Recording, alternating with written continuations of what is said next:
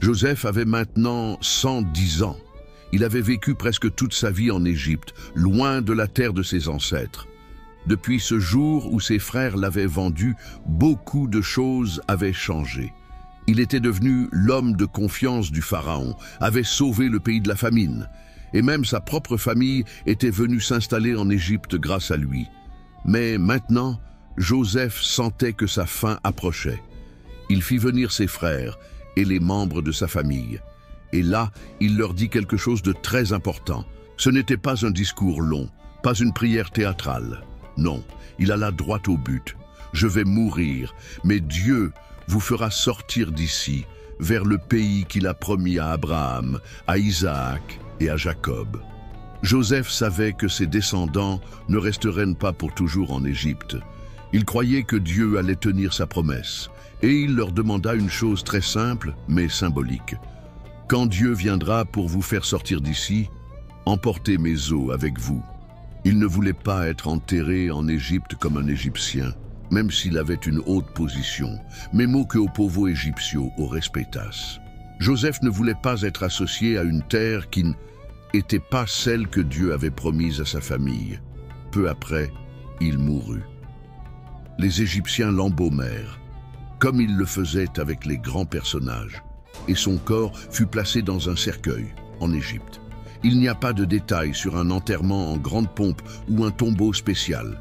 La Bible ne donne pas d'ornement, elle souligne seulement ceci: il est resté en Égypte. Mais ses os, eux, attendraient le moment où Dieu accomplirait sa promesse. Pendant un temps, tout semblait stable. Les descendants de Jacob vivaient en paix. Ils se multipliaient, formaient des familles, s'organisaient. Mais les générations passèrent. Et un jour, un nouveau roi monta sur le trône d'Égypte. Ce pharaon, la Bible dit qu'il ne connaissait pas Joseph. En d'autres termes, Joseph n'était plus qu'un souvenir lointain, oublié par ceux qui gouvernaient maintenant. Et ce roi eut peur. Il vit que le peuple d'Israël devenait nombreux, trop nombreux. Alors, il décida de les contrôler.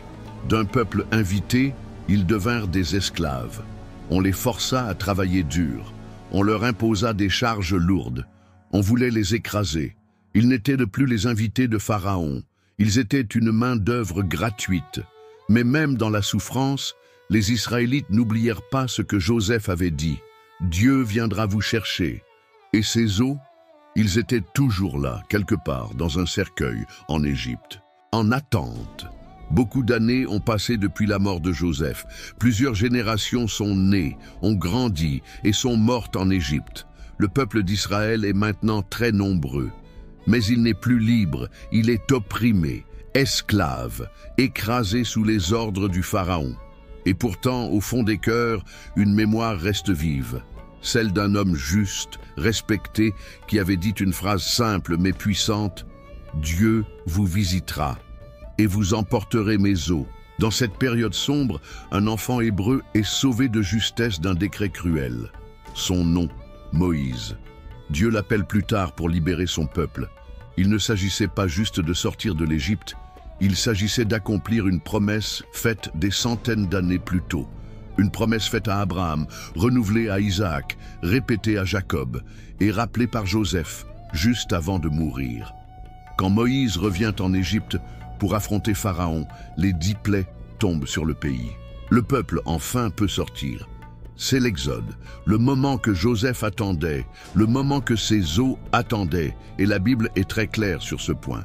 Dans le livre de l'Exode, chapitre 13, verset 19, il est écrit « Moïse prit avec lui les os de Joseph, car celui-ci avait fait jurer aux enfants d'Israël en disant « Dieu vous visitera, et vous ferez monter avec vous mes os. » Ils n'ont pas oublié, malgré les années, malgré l'esclavage, malgré les souffrances. Même au moment de fuir en urgence, ils ont pris soin de ne pas partir sans lui.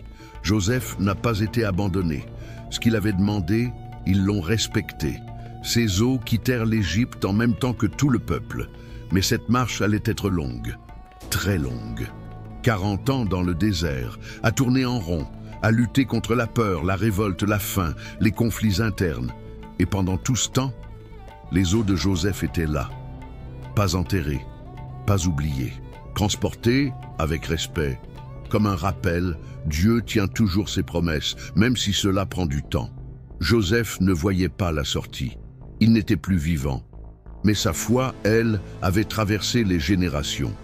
Un jour, le peuple d'Israël entre enfin dans le pays de Canaan, sous la direction de Josué. Et c'est à ce moment-là qu'un détail revient dans le texte biblique. Dans Josué, chapitre 24, verset 32, il est dit « Les os de Joseph, que les enfants d'Israël avaient rapportés d'Égypte, furent enterrés à Sichem, dans la part du territoire que Jacob avait acheté au fils de Hamor. » La boucle est bouclée. Joseph, celui qui avait été vendu comme esclave, meurt honoré en Égypte. Mais c'est en Canaan qu'il est enterré, pas comme un prince égyptien, mais comme un héritier des promesses de Dieu. On pourrait penser que tout ça, transporter des eaux pendant 40 ans, les enterrer à Sichem, ce n'est qu'un détail, une note de fin. Mais dans la Bible, rien n'est là par hasard. Joseph aurait pu être enterré dans un tombeau royal en Égypte. Il aurait pu avoir un monument, une pyramide, un souvenir dans l'histoire des pharaons. Mais il a préféré que ses os attendent l'accomplissement de la promesse de Dieu. Et c'est là que tout prend son sens. Joseph n'a jamais oublié qui il était, même s'il vivait dans un pays riche, même s'il avait du pouvoir, même s'il parlait comme un Égyptien, se coiffait comme eux, s'habillait comme eux. Son cœur était ailleurs. Il savait que l'Égypte n'était pas la destination finale. Il savait que le vrai repos n'était pas là-bas.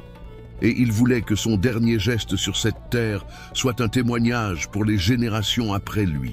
Les os de Joseph sont un symbole. Ils nous rappellent que ce monde n'est pas notre destination finale, qu'il ne faut pas s'attacher aux honneurs, à la richesse ou au confort, mais à ce que Dieu a promis. Même dans la mort, Joseph regardait vers l'avenir. Et ce n'était pas juste son avenir à lui, c'était celui de tout un peuple. Il voulait que ses descendants se souviennent. Dieu vous visitera. Pas peut-être, pas si tout va bien. Non, Dieu viendra. Il viendra les chercher, il les délivrera, il tiendra sa promesse. Et il l'a fait. Quand Josué a enfin enterré les os de Joseph à Sichem, ce n'était pas juste un enterrement. C'était une déclaration, une façon de dire « la promesse est accomplie, on est enfin arrivé ». Et ça, c'est fort. C'est, et pour ça que Histoire ne S arrête pas à la mort de Joseph, parce qu'il a cru, même sans voir, il a espéré, même en mourant, il a fait confiance, même quand tout semblait lointain. Et c'est pour ça que la Bible, dans le Nouveau Testament, dans la lettre aux Hébreux, chapitre 11, cite Joseph comme un exemple de foi. Et ce n'est pas pour ses rêves, ni pour sa gestion de l'Égypte. C'est justement pour ce qu'il a dit à la fin de sa vie. C'est par la foi que Joseph, à la fin de sa vie, fit mention de la sortie d'Égypte des enfants d'Israël et donna des ordres au sujet de ses os. Hébreux 11, 22. Alors, pourquoi c'est important? Parce que même dans les petites décisions, même à la fin de notre vie, notre foi parle encore. Elle laisse une trace, elle inspire ceux qui viennent après nous. Joseph est mort, mais sa foi a continué à marcher, littéralement, pendant 40 ans à travers le désert, et elle est arrivée jusqu'à nous. Merci d'avoir regardé jusqu'ici. Si tu as appris quelque chose aujourd'hui, si cette histoire t'a touché, n'hésite pas à t'abonner à la chaîne, à liker cette vidéo et à partager dans les commentaires ce que tu en retiens. Que Dieu te bénisse et t'encourage, comme il a encouragé Joseph jusqu'à la fin.